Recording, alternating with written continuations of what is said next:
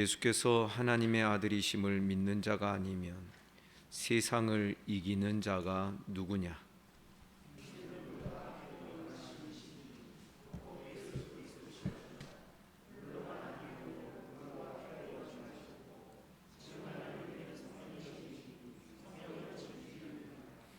증언한 이가 셋이니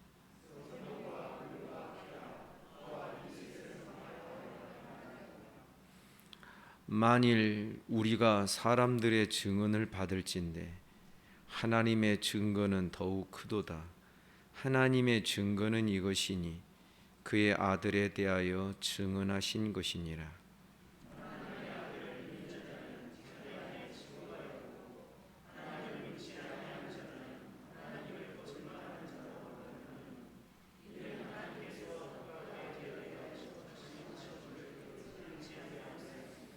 또 증거는 이것이니 하나님이 우리에게 영생을 주신 것과 이 생명이 그의 아들 안에 있는 그것이니라.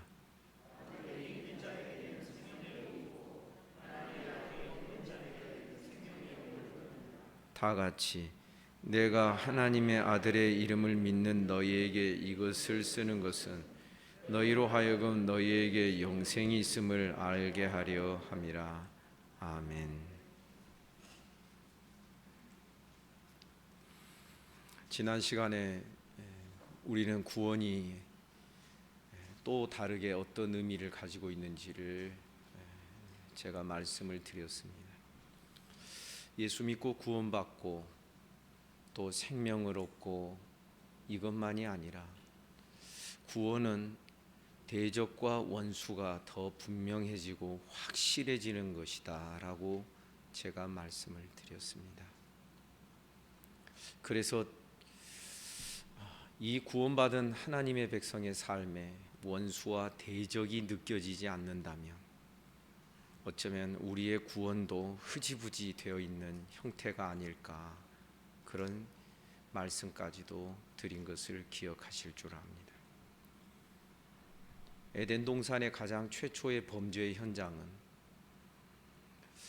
여자가 뱀의 말을 듣고 뱀과 친구가 되는 것에서 문제가 발생하였던 것입니다. 마귀와 친구가 되고 그러다 보니 그것은 저절로 하나님의 대적이 되고 하나님과 원수 관계가 되는, 이것이 죄가 만들어지는 구조였습니다. 그러나 하나님께서는 거꾸로 구원의 최초의 약속을 창세기 3장 15절에서 해주실 때에는 참 구원은 뱀과 원수가 되는 것이다. 마귀와 원수가 되는 것이다. 구원은 원수가 분명해지는 것이 구원이라고 다시 한번 말씀드릴 수 있겠습니다. 원수를, 대적을 잘못 설정하면 우리는 사사시대 꼴이 됩니다. 사사시대는 하나님께서 가나안 거민들을 대적하고 그들과 원수 맺으라 그랬습니다. 그러나 그 관계가 흐지부지 되니까 그들과 서로 통혼하고 아들과 딸들을 주고받으며 그렇게 되어서 이제 허물어지는 시대가 사사시대인데, 그 사사시대 끝자락이 우리에게 가르쳐주는 메시지가 뭐냐 하면, 하나님이 대적하라고 하는 그 대적을 내 원수로 삼지 아니할 때에는 나중에는 우리 편끼리 원수짓하게 되는 것을 사사시대 후반부가 우리에게 보여주는 것입니다. 이런 현상은 지금도 교회 안에 얼마든지 계속되고 있습니다. 우리의 모든 기도 속에 영적인 기도, 원수 마귀를 쳐서 물리치는 기도가 반드시 빠지면 안 됩니다. 그런데 이 대적하는 이 기도를 우리가 하지 아니하고 계속적으로 우리가 그 대적을 원수로 삼지 아니하면 교회 안에서 성도들끼리 싸우게 됩니다. 저는 늘 그럴 때마다 그 뒤에, 그 배후에 마귀가 얼마나 저쪽에서 박수치며 좋아할 것이냐 하는 것을 제가 이야기하고 저 자신도 그 생각을 하게 되는 것입니다. 어쨌든 우리의 신앙은 세상을 이기는 신앙 되기를 주님의 이름으로 축복합니다. 지지 맙시다. 져서는 안 됩니다. 지면 끝장이요. 세상에 진다라는 것은 결국은 세상과 친구가 되고 세상과 화목하게 되는 것을 말하는 것입니다. 세상과 화목하게 되는 자는 하나님과 원수가 되는 것을 알지 못하느뇨.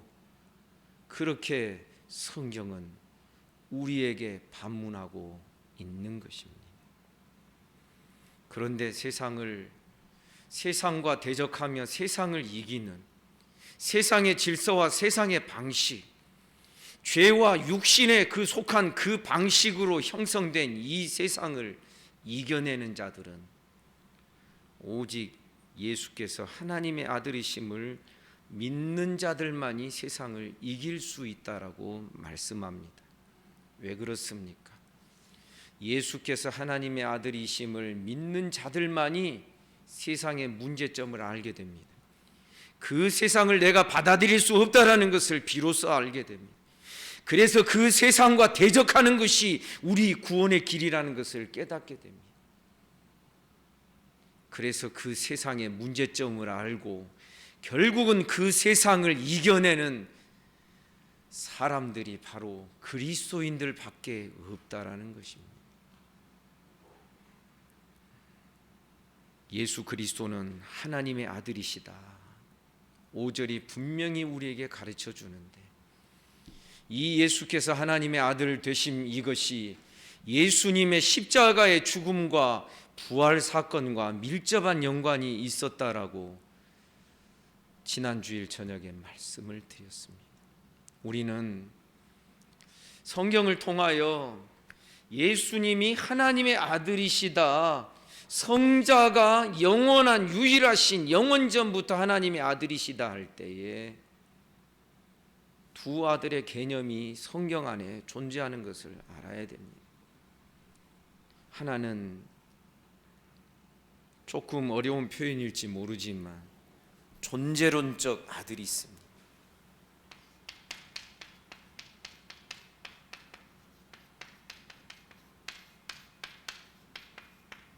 영어로 말하면 ontological sonship 이렇게 되겠죠. 존재론적 아들이 있습니다. 영원전부터 성자 예수 그리스도는, 성자는 성부의 아들이십니다. 그런데 구원 역사를 보면 이제는 구원 역사적 아들 되심이 있습니다.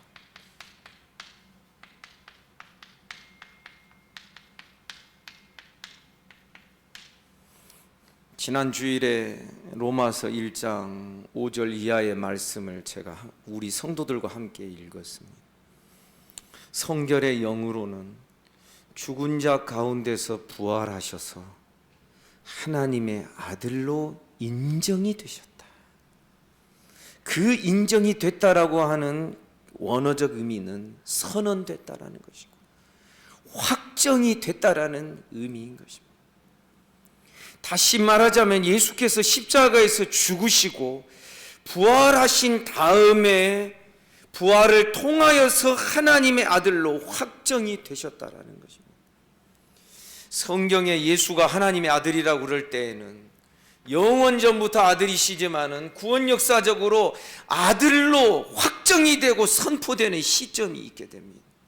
왜냐하면 갈라디아서에 보면 따라서 합시다. 아들은 상속자입니다. 그렇습니다. 그래서 하늘과 땅에 속한 모든 권세를 아버지께서 내게 주셨다라고 예수께서 부활하신 다음에 어느 한 산에서 제자들을 만나서 그렇게 말씀하신 것은 이제 아버지의 상속이 완료되었다라는 것입니다. 하나님 아버지만이 통치하고 계셨던 하늘과 땅의 모든 권세, 그 권세가 엑수시아 왕의 권세를 말합니다.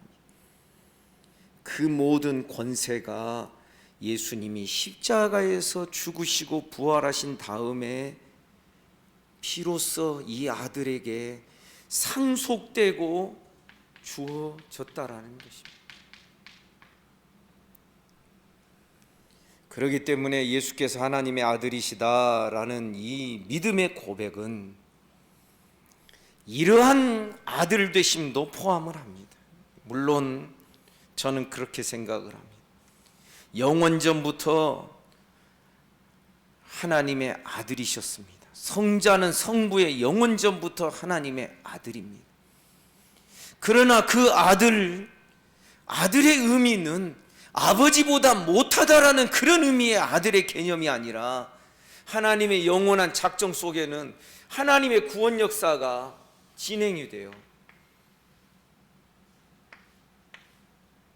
창세전부터 하나님의 모든 작정과 계획 속에는 십자가 사건을 통하여서 이 예수 그리스도가 아버지의 모든 권세를, 하늘과 땅의 모든 권세를 상속받을 수 있도록 계획되셨기 때문에 영원 전부터 아들로 불리셨다라고 저는 믿어 의심치 않습니다. 갈라디아서에도 보면 우리 하나님 믿는 자들을 우리가 다 하나님의 아들이 되었다라는 말씀을 하고 있습니다. 그때 제가 새벽기도 시간에 말씀드렸습니다.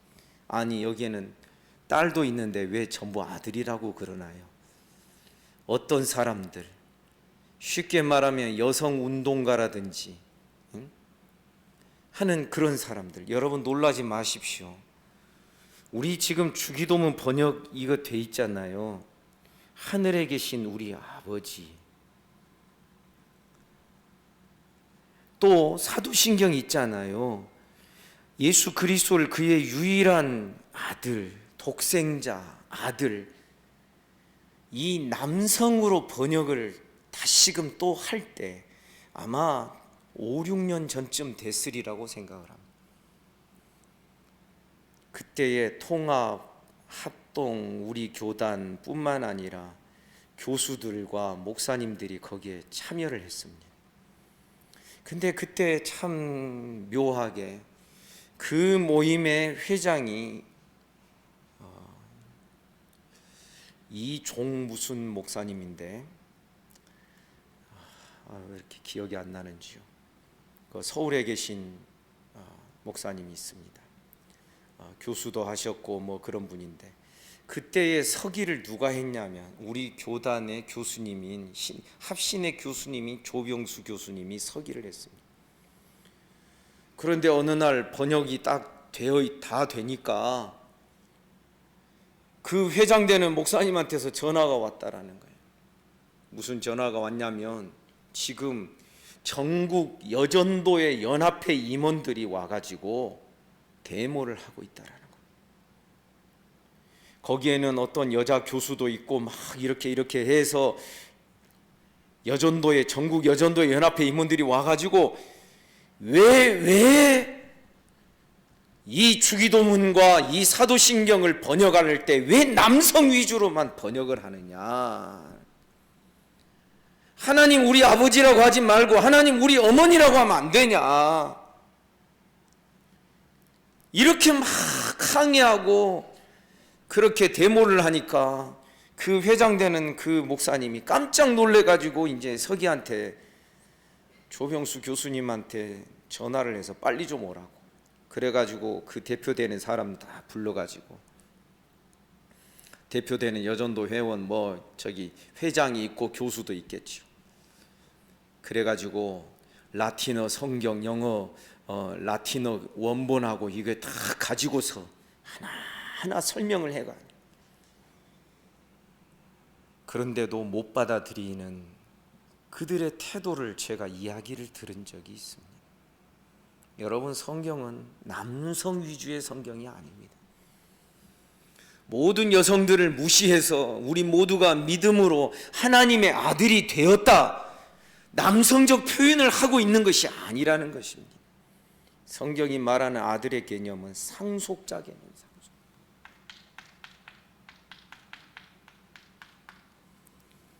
왜 성부를 아버지라고 하는가? 아버지는 아들에게, 상속자에게 상속을 해주시는 분이기 때문에 아버지인 것입니다.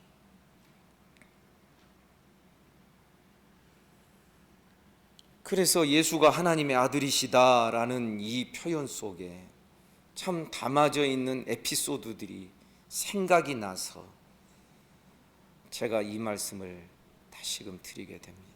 여러분, 지금 우리처럼 성경을 안 믿고요, 성경을 정확무한 하나님의 말씀으로 받지도 않고, 제가 전도서 강론을 통하여서 계속 말씀드렸던 것처럼 하나님을 믿어도 성경이 말씀하는 하나님, 바이블 says, 성경이 말하고 있는 하나님으로 믿지 않는 교단의 신학교와 교수들이나 그런 성도들이 얼마나 많은지 모릅니다. 오늘 우리 집사님 차별금지법, 평등법, 지금 국회에 몇 년째 계속 리젝트 되니까 또 올라오고 하는데, 제가 박 장로님께 이야기를 들었습니다. 놀랍게도 한국 교회에 많은 목사님들이 그 법을 지지하고 있다라는 것입니다. 그들은 동성애 문제를 시대적인 어떤 변화로만 생각을 하지, 우리처럼 구약 시대에 동성애, 소돔과 고모라가 동성애 때문에 멸망당했다고 하는 증거가 어디 있냐, 이런 식으로 나오는 목사들이 있습니다. 성경을 우리처럼 믿지 않고, 그때에는, 그 당시에는 그런 표현을 했던 것은 그 시대가 미개하고 원시적이었기 때문이라고 생각하는 이런 사람들이, 지금도 그런 성경관을 가지고 있는 사람들이 동성애법, 차별금지법을 지금도 찬성하고 있습니다. 성도 여러분, 우리 알아야 됩니다. 우리와 같이 신앙 고백하며 우리처럼 성경 구절을 한 구절 한 구절 이렇게 마치 한 구절 한 구절을 씹어가듯이 이렇게 강론해가는 이런 교회, 앞으로는 더더욱 찾아보기가 어려울 거라고 저는 생각을 합니다. 여러분 한국교회 성도들이 이런 설교 좋아하겠습니까? 여러분들은 좋아하시죠? 안 좋아하시나 보네. 그저 설교 시간에 편안한 말씀, 우스갯소리 막 해주는 말씀, 그래서 막 웃다 보면 절로 눈물이 나와요, 이렇게 해주는 설교를 좋아하지, 딱딱하게 1절, 2절, 3절 이래가면서 쭉 설명을 해가고 강론을 해가고 이러면 뭐라고 하냐면, 어렵다, 우리 목사님은 학자가 되셨으면 좋을 뻔했다, 뭐 이런 이야기가 나올 수 있는 것입니다. 그러나 여러분, 우리 기억해야 됩니다. 제가요, 한국교회 성경을 제대로 가르치지 않는 것이 문제다라고 생각했던 것이, 제가 신학교 1학년 때 어떤 원서책을 도서관에서 발견하게 됐습니다. 근데 참 구성이 좋아요. 성경을 창세기부터 차근차근 해석해 가는 거예요. 이 흐름을 따라서. 그런데 놀랍게도 그것을 읽어가는데 영어가 해석이 안 되는 게 아닌데, 거기서 설명하는 내용을 이 신대원 1학년 다니고 있는 이 신학생이 그것을 읽는데 그 내용이 이해가 잘 안 되는 거예요. 더군다나 나중에 서론을 이렇게 살펴보니까 그 책은 어떤 용도로 만들어졌냐면, 화란에서 주일학교 아이들을 교육하기 위하여서 만들어진 성경 강해서였어요. 그래서 저는 깜짝 놀랐어요. 그래서 제가 그때부터 신학원 1학년 때부터 그 책을 가지고서 씨름하면서 누구를 가르쳤냐면 대학생들을 가르쳤어요. 대학부를 맡고 있었기 때문에. 근데 뭐 대학생들도, 저도 그렇고, 저도 막 공부하면서 이제 막 가르치고 있는 중인데, 대학생들은 뭐 전에 듣지도 보지도 못한 이야기들이죠. 구속 역사가 어떻고 막 이런 이야기를 쭉 흐름을 통해서 이렇게 하니까. 그래서 제가 그 당시에 깨달은 것이 있습니다. 무지하면, 성도들을 무지하게 만들어 놓은 그 결과로 막 기복주의가 판을 치고 그러는 시대였다. 앞으로도 저는 그렇게 생각을 합니다. 사랑하는 성도 여러분, 성경은 목회자들만의 전유물이 되지 않기를 간절히 원합니다. 성경을 강론하고 성경을 구절구절 한 구절 한 구절 쭉 이해해가는 것은 성도의 특권입니다. 믿습니까?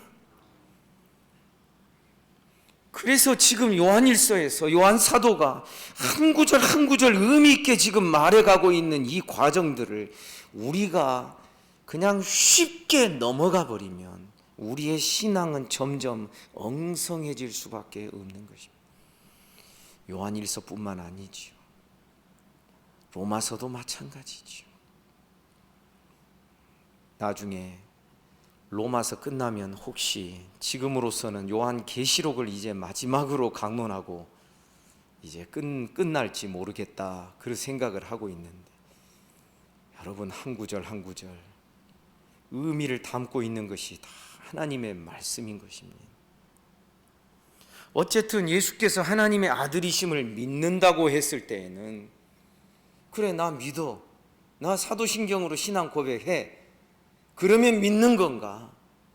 그러나 제가 설명드린 대로 이러한 아들의 의미가 바뀌는 것을 우리가 생각을 하면 예수께서 하나님의 아들이심을 믿는다라는 것은 예수께서 십자가에서 죽으시고 부활하신 것을 믿는 것이고, 아멘입니까?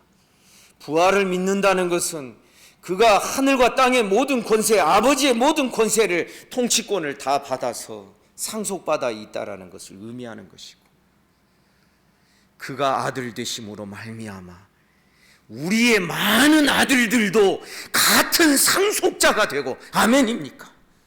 같은 믿음의 기업을 유업으로 상속받을 우리들이 될 수 있다라는 것. 그러기 때문에 이 아들 되심이 얼마나 중요한 의미를 담고 있는가. 이 하나님의 아들이, 이 아들 되심이 이것이 오염되고 무너지면 우리의 아들됨도 무너질 수밖에 없는 것이고 하나님의 나라는 무너질 수밖에 없는 것입니다. 그러기 때문에 마귀가 시험을 할 때 계속 무엇을 무너뜨리려고 시험을 합니까? 네가 만일 하나님의 아들이어도 이 돌들로 떡덩이가 되게 하라. 두 번째 시험도 네가 만일 하나님의 아들이어도 성전 꼭대기에 데려가서 여기서 뛰어내려라. 첫 번째도 하나님의 아들의 초점이 맞춰져서 무언가 시험이 던져지고, 두 번째 시험도 하나님의 아들의 초점이 맞춰져서 던져집니다. 세 번째 시험도 제가 볼 때는 하나님의 아들에 맞춰져 있습니다. 높은 산에 데리고 가서 천하만국의 영광을 다 보여주면서 나에게 절 한 자리만 딱 해라. 그러면 내가 이 모든 것을 너에게 줄 것이다. 너에게 준다라는 게 뭐예요? 그 나라의 영광과 모든 권세들 네가 상속받을 수 있다.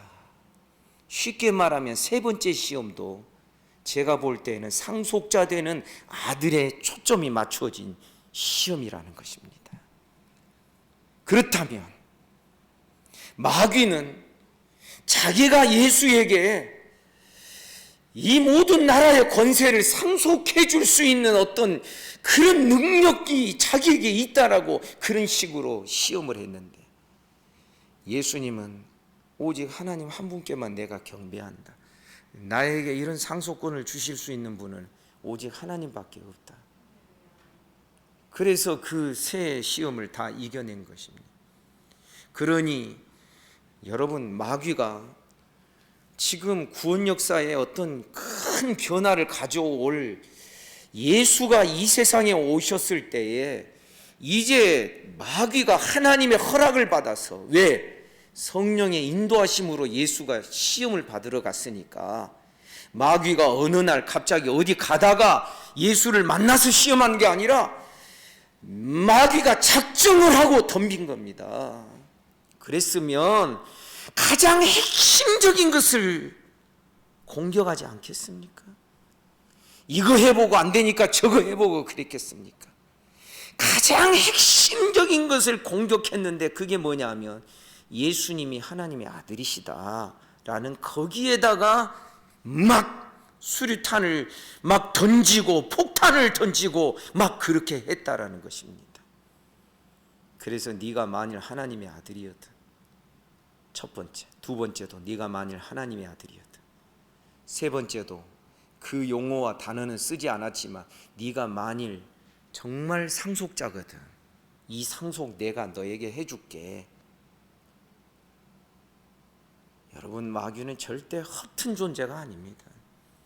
핵심을 정확하게 찔렀습니다. 많은 사람들이 잘 모르고 어리버리할 때에 귀신은 알았습니다. 당신은 하나님의 아들이십니다. 제자들조차도, 옆에 있는 제자들조차도 뭐 이건가 저건가 긴가 민가 그런 상황에서 그가 누구인지 분명히 아는 것입니다.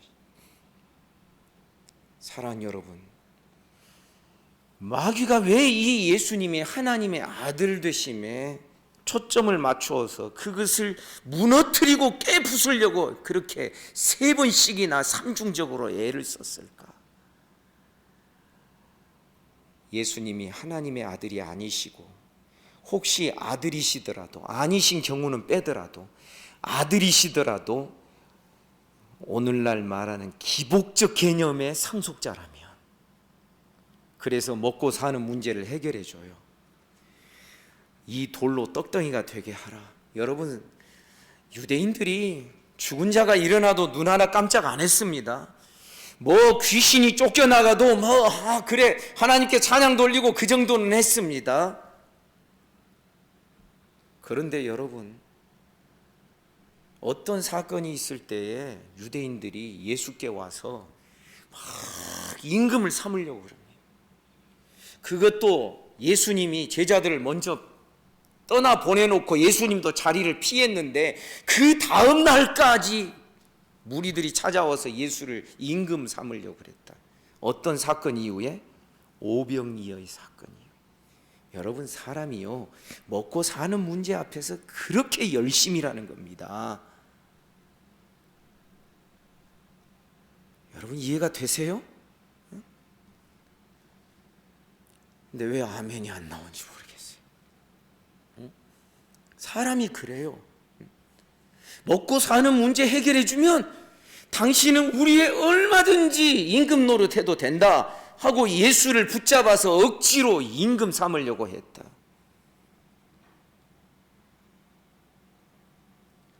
마귀의 첫 번째 시험이 이 돌로 떡이 되게 하라. 먹고 사는 문제를 네 아들 되는 그 권세를 가지고 사람들의 먹고 사는 문제를 해결해 줄 수 있는 존재인 것을 네가 입증해 봐라. 두 번째 시험도 명예와 이름과 이런 거에 관한 것, 사람들의 평판에 관한 것이죠. 성전은 늘 먼 곳에서 온 유대인들이, 다른 나라에서 온 유대인들이 늘 머물러 있고 바글바글했던 그런 곳이죠. 그런데 성전 꼭대기에 마귀가 예수를 데리고 올라가서 거기서 뛰어내려. 네가 만약 하나님의 아들이거든 여기서 뛰어내려. 그런데 하나님은 너를 통해서 하실 일이 있으니까 네가 죽도록 내버려 두지 아니할 거야. 네가 죽으려고 하는, 떨어져 죽으려고 하는 그 찰나에 천사가 너를 사뿐히 받아서 너를 땅에 내려놓지 않겠는가?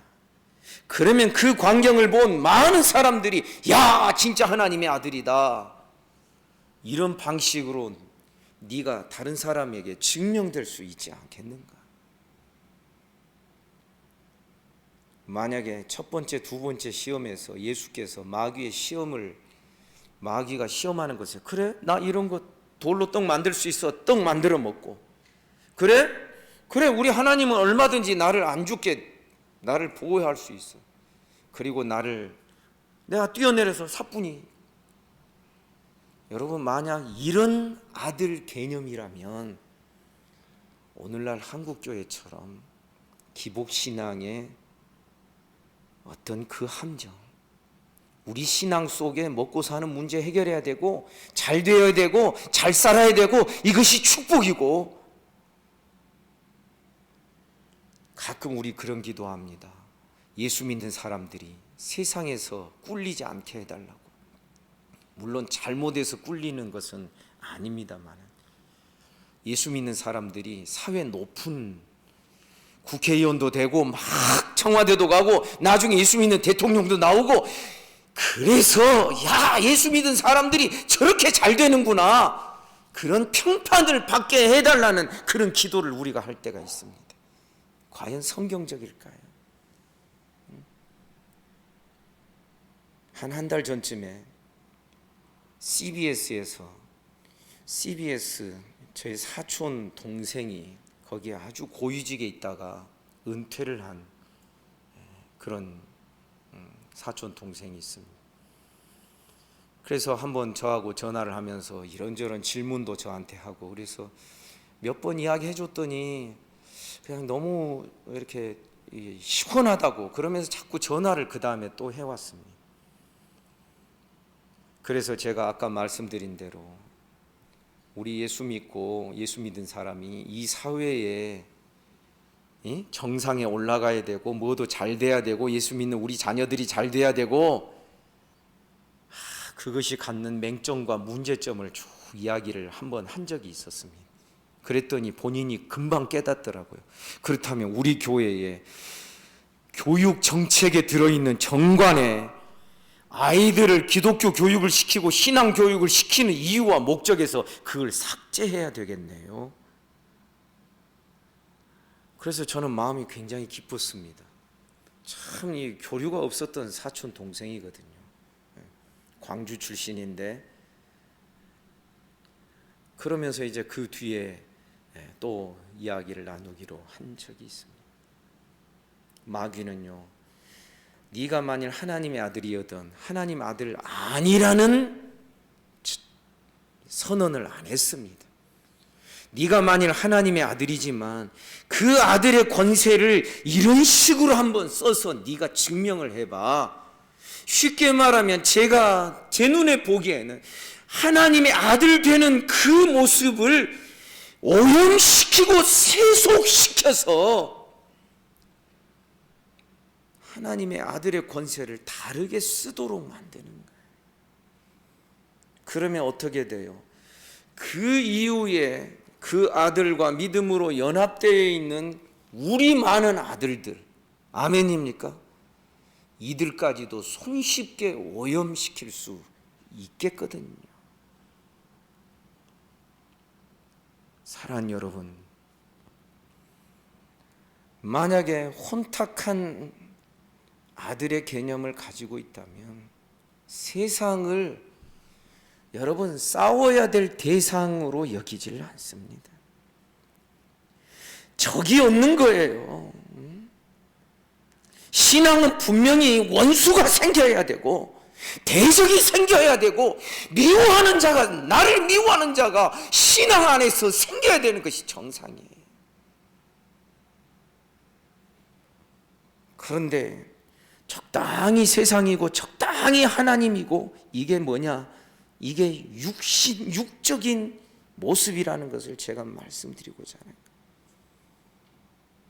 거예요. 애국과 단절해야 되는데 단절을 못하는 거예요.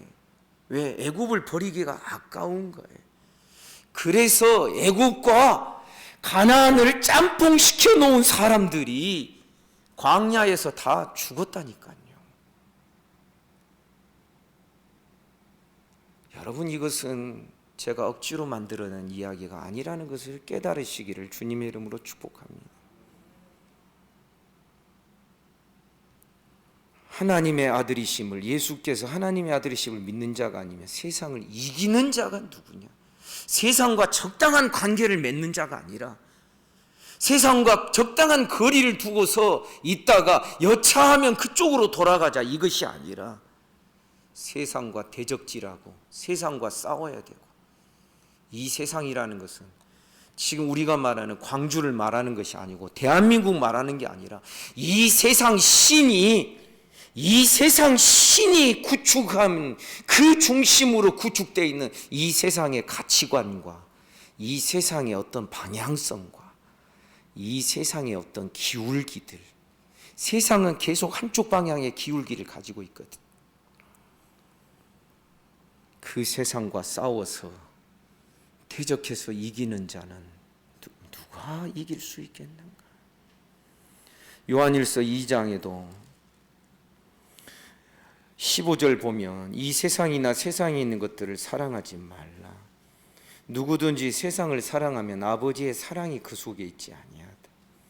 이는 세상에 있는 모든 것이 육신의 정욕, 안목의 정욕, 이생의 자랑이니 다 아버지께로부터 온 것이 아니요 세상으로부터 온 것이니. 여러분, 마귀의 작전은요, 우리가 예수의 피 붉은색을 딱 붙잡잖아요.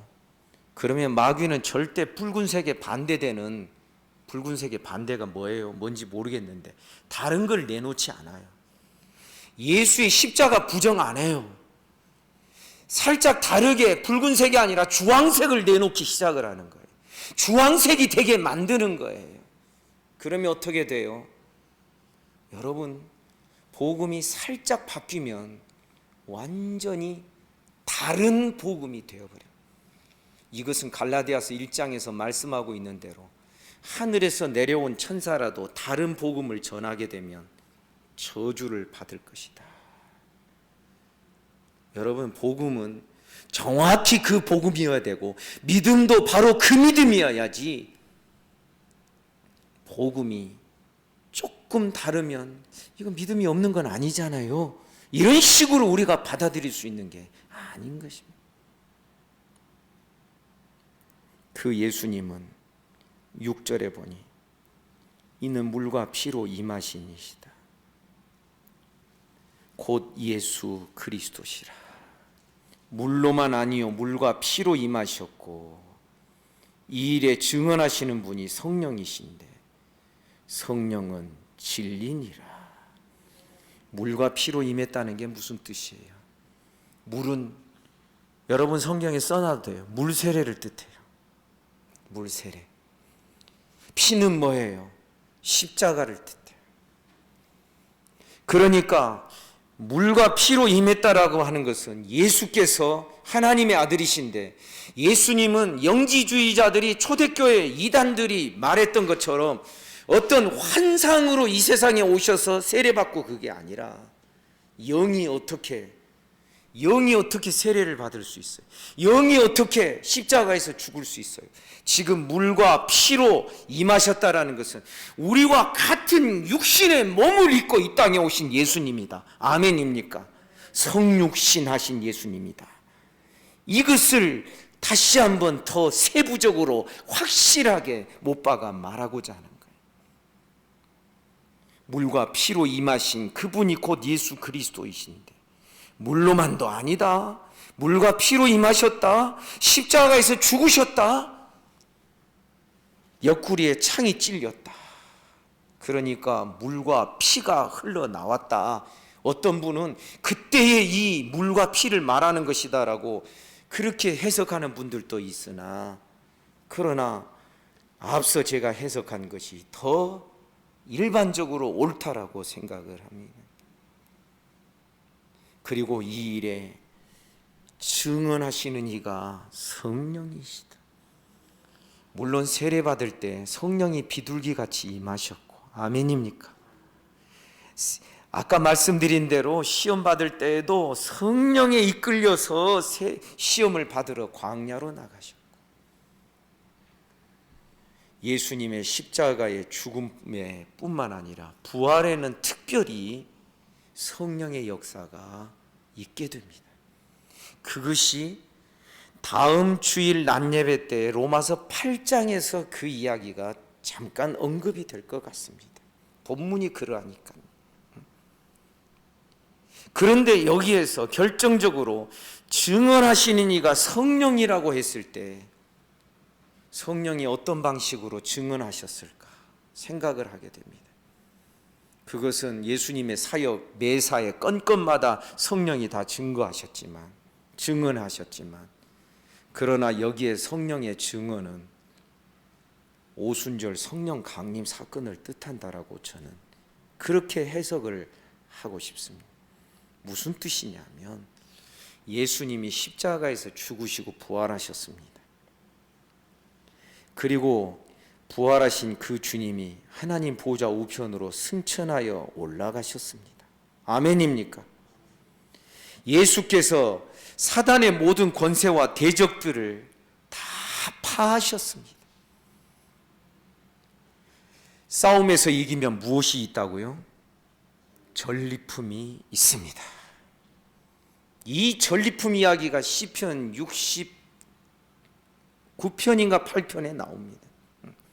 마치 어떤 이야기냐면 왕이 저 도탄에 빠진 백성들을 구하기 위하여 산에서 내려오셨습니다. 왕이 내려와서 군대를 이끌고 대적들을 다 파하고 자기 백성을 사로잡은 자들을 사로잡고 백성들을 구출했습니다. 그리고 전쟁에서 이겨서 탈취물들, 전리품을 가지고 백성들에게로 와서 그가 다시금 내려왔던 그 본래 있었던 산 위로 올라가면서 산 아래에 있는 백성들에게 전리품을 나누어 주었습니다. 선물을 나누어 주었습니다. 그런데 이 구절을 에베소서 4장에서 성령 강림 사건에 그것을 그대로 인용을 하고 있습니다. 무슨 뜻이냐면 예수님이 십자가에서 하늘 보좌 버리시고 하늘 영광 떠나서 내려오셨다가 십자가로 다 이기시고 다시 올라가셨잖아요. 그러면 올라가셨으면 이긴 자가 받는 전리품이 있으니 그 전리품을 산 아래에 있는 자들에게 나눠주었다라는 이것이 바로 성령을 아버지께 받아서 나누어 주신 것. 여러분 믿습니까? 그래서 성령이 임하셨다라는 것은 예수님이 이기셨구나. 아멘입니까? 아, 예수님의 십자가 사건이 정말 능력이요 승리요 권능이 있구나. 그 증거가 이 성령 강림 사건으로 확인이 되는 것입니다. 아멘입니까? 그래서 성령을 받기 전에는 아버지께서 약속하신 모든 십자가 사건을 통하여서 이제 예수께서 올라가시면 아버지께서 주시기로 하신 전리품 중에 가장 큰 전리품, 최고의 전리품인 성령을 아버지께로부터 예수님이 받아서 너희에게 주기까지 너희는 예루살렘 떠나지 말고 아무것도 하지 말고, 그러니까 무엇을 했습니까? 날마다 모여 기도에 전념하고 약속하신 성령을 기다리고 있었던 것입니다. 그래서 여러분 우리 알아야 됩니다. 성령이 우리에게 주어졌다라는 것은 성령은 십자가의 능력의 증거입니다. 아멘입니까? 그리스도 십자가의 승리의 증표인 것입니다. 뿐만 아니라 하나님의 영이신 성령을 우리에게 주셨다라는 것은 연약하고 부족하고 모자란 우리들이지만 부르셔서 믿음을 갖게 하시고 부르셨는데도 불구하고 또 넘어지고 오라 나는 공고한 자로다 이 사망의 몸에서 누가 나를 건져내랴, 이런 탄식과 절망 속에 곧잘 빠지는 우리들을 결국에는 저 마지막 구원의 완성까지 우리를 데리고 가시겠다라는 하나님의 보증수표가 바로 성령이십니다. 아멘입니까? 그러니까 확신은 우리에게서 나는 게 아닙니다. 확신은 나를 보면서 가질 수 있는 게 아닙니다. 확신은 우리 중에 훌륭한 성도들을 보면서 확신 갖는 게 아닙니다. 하나님을 보면서, 성령님을 보면서. 아멘입니까? 이것이 우리를 담대케 하는 신앙의 중심이 되기를 주님의 이름으로 축복합니다. 그래서 증언하는 이가 셋이다. 세 분이라는 뜻이 아닙니다. 세 개라는 것입니다. 그것이 바로 8절 성령과 물과 피라. 또한 이 셋은 합하여 하나이니라. 이 셋이 다 하나를 향하고 있다라는 것입니다. 그 하나가 무엇인가? 다시 5절로 돌아가서 예수님이 하나님의 아들이시다. 이것을 계속해서 증거해주고 있다라는 것입니다. 이것이 9절에 보니 하나님의 증언이라, 하나님의 증거다. 만일 우리가 사람들의 증언을 받을지인데, 사람들도 증언하면 그것을 채택하기도 하잖아요. 그런데 하나님의 증거는 더욱 크도다. 하나님의 증거는 이것이니 그의 아들에 대하여 증언하신 것이니라. 그의 아들에 대하여. 그러니까 그 아들에 대하여 증언하셨다라는 것은 예수가 하나님의 아들이시라는 것을 증언하셨다라는 것입니다. 하나님이 증거하시고 증언하신 이 믿음의 주요 온전케 하시는 예수를 하나님의 아들로 꽉 믿고 붙드는 우리 모두가 되기를 주님의 이름으로 축복합니다. 그래서 마귀는 그가 하나님 되심, 하나님의 아들 되심을 막 부수기를 원했고, 최소한 그가 하나님의 아들이시라는 그 의미를, 하나님이 사용하시는 하나님의 아들의 의미를 자꾸만 뭔가를 섞어 넣어서 우리의 어떤 필요와 우리들의 어떤 상황들을 집어 넣어서 인간적인 것으로 그것을 희석시키고 오염시키기를 원하였지만, 우리는 성경이 말씀하고 있는 바로 그 하나님의 아들, 예수가 그 하나님의 아들이요, 이 예수를 믿음으로 우리도 아들 되는 권세를 얻게 되고, 아멘입니까? 그래서 우리도 아들 되어 우리도 상속자가 되는 것입니다. 사랑하는 여러분, 앞서 제가 계속 말씀드렸지만 복음이 편만하게 전해지는 것도 굉장히 귀한 일입니다. 필요한 일이죠. 그러나 복음이 전해지는 그 어떤 지역이나 그 나라의 교회가 어떤 교회사학자의 연구에 의한 것입니다. 복음의 순수성이 1세기를 넘어간 적이 없다라는 것입니다. 그것이 구약 교회뿐만 아니라 2000년 교회의 역사가 보여주는 증거인 것입니다. 1세기를 복음의 순수함을, 이것을 정말 끝까지 1세기 넘어서까지 유지하고 있는 그런 경우들을 없다라는 것입니다. 종교개혁의 중심지가 되었던 스위스 제네바 같은 경우, 지금 스위스에서는 어떤 일이 일어나고 있는 줄 아십니까? 동성애는 이미 다 정리가 됐습니다. 근데 아십니까? 이런 이야기까지 해서 참 처참합니다만은, 지금 스위스 화란 이런 데는 그게 뭐라고 하나요? 동물과 성관계하는 수간이라고 그러죠. 그런 동물들, 그런 큰 강아지들을, 큰 강아지가 아니죠, 그거는 개지요, 개. 키워요. 그리고 훈련을 시켜요. 그러니까 얼마나 지금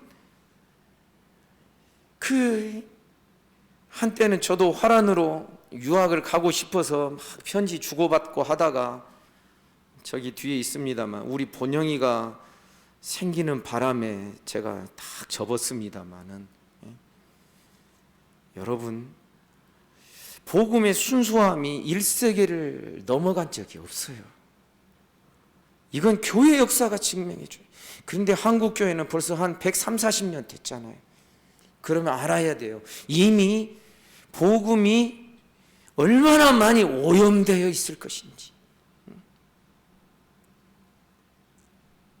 이 복음의 순수성을 회복하는 작업도 복음이 편만하게 전해지는 그 이상으로 얼마나 소중하고 귀한 일인지를 우리가 알아야 되는 거예요. 성도 여러분, 우리 모두 하나님의 말씀에 더 주목하며 그 말씀 따라서 내 신앙이 오염되어 있는 것들을 다 자꾸만 정화시키고 깨끗하게 해나가고, 그 작업이, 그 과정이 내가 옛사람을 죽이는 과정과도 같은 거예요. 성령 안에서 성령으로 육의 행실을 죽이며, 그러면 생명이 나타나는 거예요.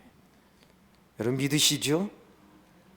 그래서 제가 이 짧은 몇 구절 말씀이지만 이 속에 들어있는 내용으로 지금의 이 한국 교회를 비춰보니까 어떠한 것들이 자꾸 걸리는가, 그것만을 제가 설명했는데도 이렇게 시간이 많이 되었답니다. 성도 여러분, 우리는 말씀 그대로를 믿는 신앙 되기를 주님의 이름으로 축복합니다. 우리의 신앙 고백을 끝까지 순수하게 간직하게 해 주시옵소서. 아멘입니까? 성경에 대한 우리의 믿음, 또한 예수 그리스도에 대한 우리의 믿음, 교회에 대한 우리의 믿음, 성령의 역사에 대한 우리의 믿음, 하나님의 사랑에 대한 우리의 믿음, 이런 것들이 순수하게 유지되고 보존되고, 그리고 더 주님 사랑하는 마음으로 깊어져 가는 저와 여러분, 우리 모두가 되기를 주님의 이름으로 축복합니다. 우리 기도하겠습니다.